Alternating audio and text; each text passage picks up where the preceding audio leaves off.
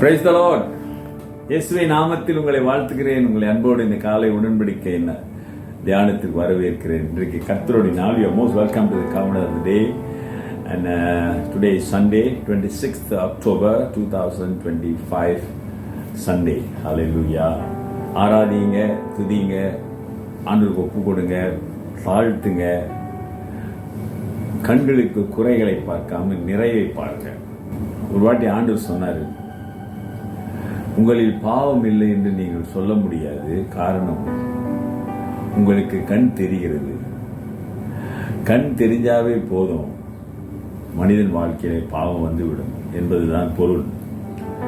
அப்ப நாம் நம்மை ஆண்டவர் சுத்திகரிக்கிறதுக்கு நம்மை அர்ப்பணம் செய்ய வேண்டும்.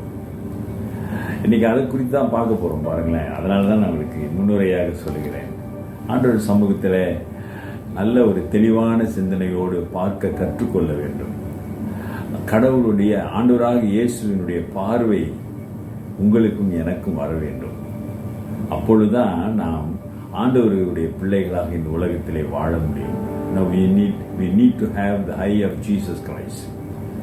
அவர் எப்படி பார்க்கிறார் ஒரு காரியங்களை? கல்லால் அடித்து கொள்ள வேண்டும் என்று சொல்லுகிறார்கள். அதுதான் நியாயப்பிரமாணம். ஆனா இயேசுநாதர் பார்த்த பார்வை வேறு. அவர் அவருடைய மகளாய் பார்க்கிறார். அவள் மன்னித்து நின்று பாவம் செய்யாதுன்னு சொல்றாரு. இவன் கண்ணு குருடனாய் பிறந்து யார் செய்த பாவம் என்று கேட்கிறாங்க. ஏன்னா அதுதான் நம்பிக்கை.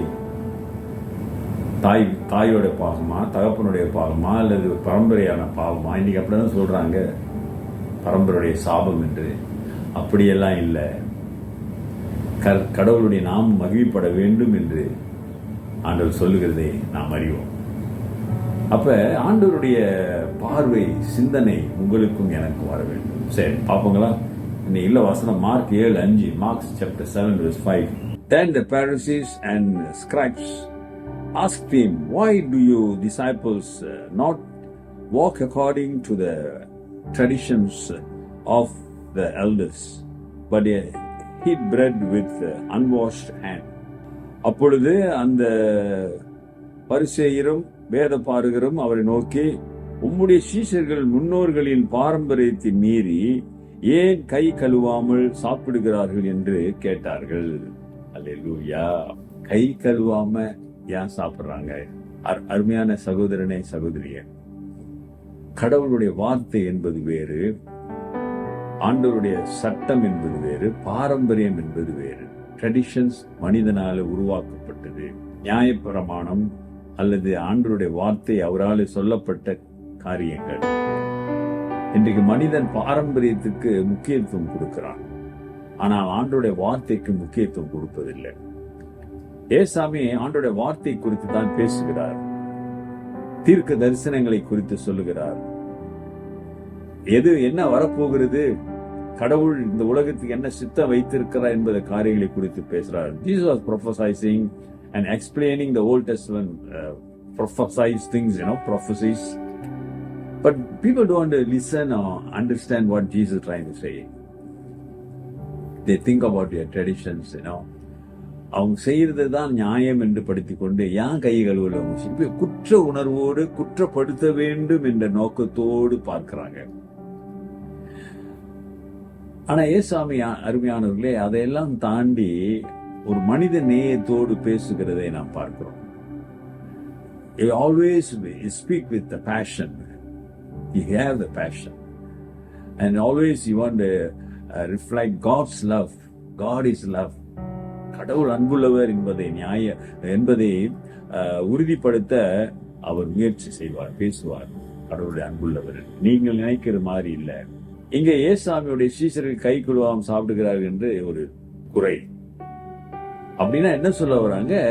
நம்முடைய பழக்கத்தை மீறி அவங்க நடக்கிறதுனால எப்படி நீ மேசையாவா இருக்க முடியும்?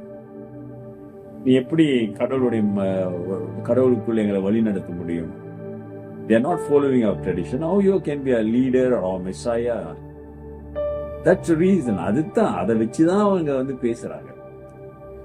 இன்னைக்கு கிறிஸ்தவ வாழ்க்கையிலும் அருமையான குடும்பத்திலும் சரி, சபையிலும் சரி, சமுதாயத்திலும் சரி, குறை பார்க்கிற கண் நமக்கு இருக்கக்கூடாது. மனிதர்கள் குறையை பார்க்கிறார்கள், கர்த்தரோ நிறைவை பார்க்கிறார். ஆமா, பேதுரு இயேசுவை மறுதலித்தான். இன்னைக்கு மனிதன் அதை குறையா பார்க்கிறாங்க. ஆமாதானே? ஆனா ஆண்டவர் அவன் என்ன செய்வான் இயேசுவுக்காக என்பதை அவர் பார்த்து அறிந்ததுனால அந்த நிறைவை பார்த்து அவனை ஆசீர்வதிக்கிறார். ஆமாதானுங்களே? புரியுறதுங்களா? எப்பொழுதும் மனிதர்கள் பலகீனத்தை பார்ப்பார்கள், குறைகளை பார்ப்பார்கள். பலகீனம், குறை இவைகளை பார்த்துதான் கமெண்ட் பண்ணுவாங்க. ஆனா ஆண்டவர் அதை பார்க்காமல் உனக்குள் இருக்கிற பலத்தை, உனக்குள் இருக்கிற கடவுளுடைய பிள்ளை என்கிற அந்த உறவை, அதிகாரத்தை அவர் பார்க்கிறார். You are the child of the living God.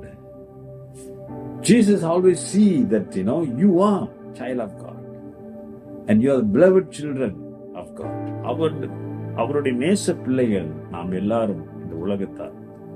ஆகவே ஆண்டவர் அவர்கள் நேசத்திற்கு அளவே இல்லை. அருமையானவர்களே, கொஞ்சம் யோசிச்சு பாருங்களேன்.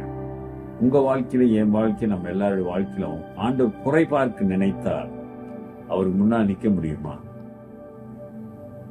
யோசிச்சு பாருங்க.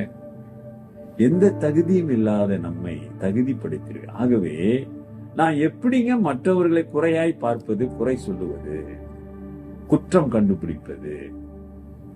ஆண்டவர் அப்படி கண்டுபிடிக்க ஆரம்பிச்சாருன்னா இன்னைக்கு நம்ம நிக்கவே முடியாது, சாம்பலாகி விடுவோம். அப்படிப்பட்டவர்கள் நம்மேல் அன்பு வைத்திருக்கிறார். அப்படி இருக்கும்போது ஆண்டவர், ஆகவே நாம் பிறரையும் அம்மாதிரியான அன்பிலே நாம் என்ன செய்ய வேண்டும்? கர்த்தருடைய அன்பை வெளிப்படுத்த வேண்டும். ஆகவே பலகீனத்தை, குறைகளை சொல்லாம ஆண்டவரை மகிமைப்படுத்துங்க. ஜெபிப்போம். நல்ல ஆண்டவரே, இந்த காலை வேளைக்காக நன்றி. உம்முடைய நாளாகி இந்த நாளிலே உம்மை ஆவியோடு உண்மையோடு ஆராதிக்கவும் உம்மை மகிமைப்படுத்தும் உதவி செய்யுங்க. தடைகளை எடுத்து போடுங்க, சிந்தனைகளை ஆசீர்வதிங்க, உம்மை நோக்கி பார்க்க உதவி செய்யுங்க. இயேசுவின் நாமத்தில் பிதாவே, ஆமென். நமது ஆண்டவராகிய இயேசுவுடைய கிருபை, பிதாவின் அன்பு, பரிசுத்தாவின் ஐக்கியம் உங்களோடு உங்களை ஆசீர்வதித்து காப்பதாக. என் ஆத்மாவே கர்த்தரை ஸ்தோத்திரி, என் முழு உள்ளமே அவர் பரிசுத்த நாமத்தை ஸ்தோத்திரி. என் ஆத்மாவே கர்த்தரை ஸ்தோத்திரி, அவர் செய்த சகல உபகாரங்களை மறவாதே. ஆமென். என் பிரதர், சிஸ்டர், சகோதரனே, சகோதரியே, குறை சொல்லுகிற பழக்கம் உனக்கு இருக்கிறதா? Take care. God bless.